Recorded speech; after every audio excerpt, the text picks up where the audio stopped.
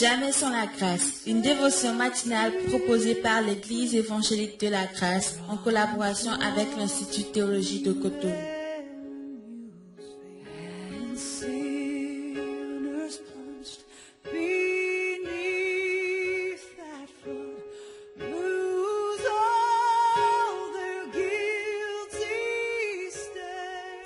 Chers amis, chers internautes, je vous dis bonjour de la part du Seigneur pour vous.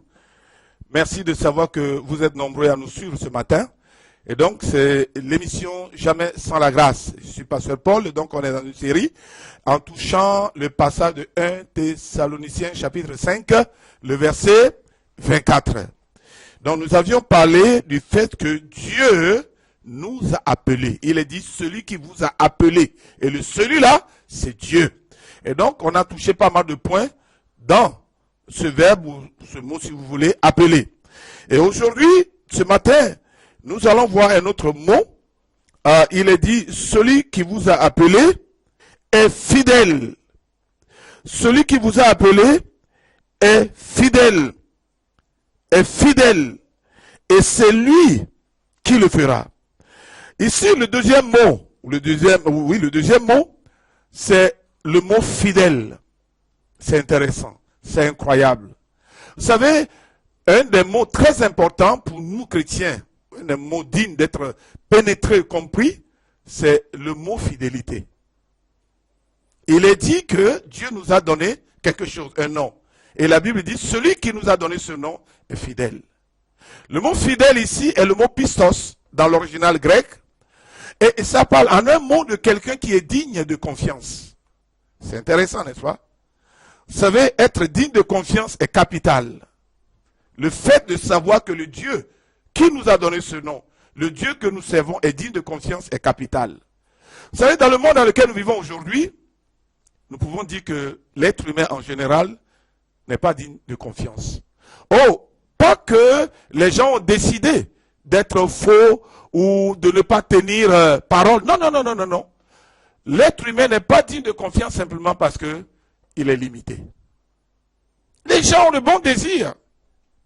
Ils veulent faire des choses, ils veulent obéir à leurs promesses, ils veulent faire des choses comme cela se doit. Malheureusement, c'est des êtres humains. Ils sont des êtres limités. Quelqu'un va dire, frère, à la fin du mois, je vais te payer une moto, je vais payer ton loyer, je vais faire ceci, je vais payer ton écolage. Et à la fin du mois, tu te retrouves et tu n'as plus de nouvelles jusqu'à ce que tu appelles le tonton et il t'explique, oh, c'est compliqué parce qu'il y a ce qu'on appelle une surprise. Laissez-moi vous dire quelque chose. Le Dieu que nous servons n'est jamais surpris. Amen. Raison pour laquelle nous disons que Dieu est digne de confiance. Autrement, ça renvoie nos regards vers lui. Au lieu de regarder les êtres humains, tournons nos regards vers Dieu. Parce que lui n'est jamais surpris. Et laisse-moi te dire quelque chose. Et ça parle aussi de quelqu'un qui se tient derrière ses paroles pour l'accomplir. C'est ça. Et lorsque Dieu te dit des choses, il ne le dit pas parce qu'il a envie de parler. Lorsque Dieu fait des promesses, il ne parle pas parce qu'il a envie de parler. Mais c'est bien de savoir qu'il fait des promesses basées sur son cœur. Il est un Dieu d'amour. Mais de deux, il fait des promesses basées sur sa préconnaissance des choses. C'est-à-dire que même des choses à l'avance, il sait toutes choses à l'avance avant de prendre la décision de te bénir, par exemple. Et donc, toi, tu dois croire que ce que Dieu a dit, il accomplit toujours. Parce qu'il n'est jamais surpris. L'homme est surpris, mais lui, non. Mais imaginons un Dieu qui nous sauve, qui nous promet des choses.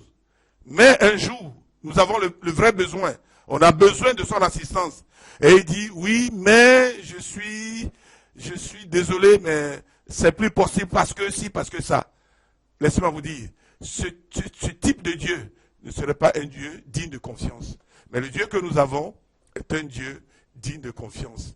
Et c'est pour cela que nous le louons, c'est pour cela que nous le magnifions, et c'est pour cela que nous continuons à le suivre. Et on peut voir peut-être dans le prochain message, et c'est bien de comprendre, il dit que même s'il arrivait que toi qui me regardes ce matin, tu es infidèle, lui Dieu, il demeure toujours fidèle. Parce que sa fidélité est basée sur sa nature et non sur la tienne.